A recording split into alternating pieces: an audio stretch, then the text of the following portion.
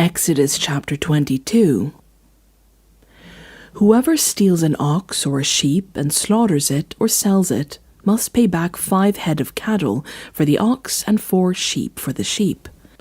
If a thief is caught breaking in at night and is struck a fatal blow, the defender is not guilty of bloodshed, but if it happens after sunrise, the defender is guilty of bloodshed. Anyone who steals must certainly make restitution, but if they have nothing, they must be sold to pay for their theft. If the stolen animal is found alive in their possession, whether ox or donkey or sheep, they must pay back double. If anyone grazes their livestock in a field or vineyard, and lets them stray and they graze in someone else's field, the offender must make restitution from the best of their own field or vineyard. If a fire breaks out and spreads into thorn bushes so that it burns shocks of grain, or standing grain, or the whole field, the one who started the fire must make restitution.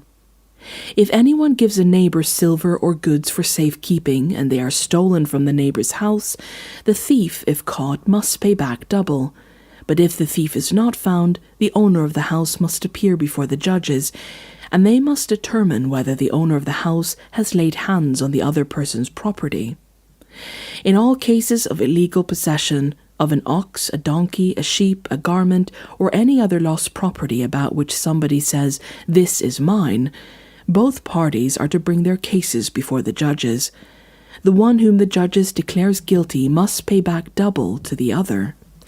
If anyone gives a donkey, an ox, a sheep, or any other animal to their neighbor for safekeeping, and it dies or is injured or is taken away while no one is looking, the issue between them will be settled by the taking of an oath before the Lord that the neighbor did not lay hands on the other person's property. The owner is to accept this, and no restitution is required. But if the animal was stolen from the neighbor, restitution must be made to the owner. If it was torn to pieces by a wild animal, the neighbor shall bring in the remains as evidence, and shall not be required to pay for the torn animal. If anyone borrows an animal from their neighbor, and it is injured or dies while the owner is not present, they must make restitution. But if the owner is with the animal, the borrower will not have to pay. If the animal was hired, the money paid for the hire covers the loss.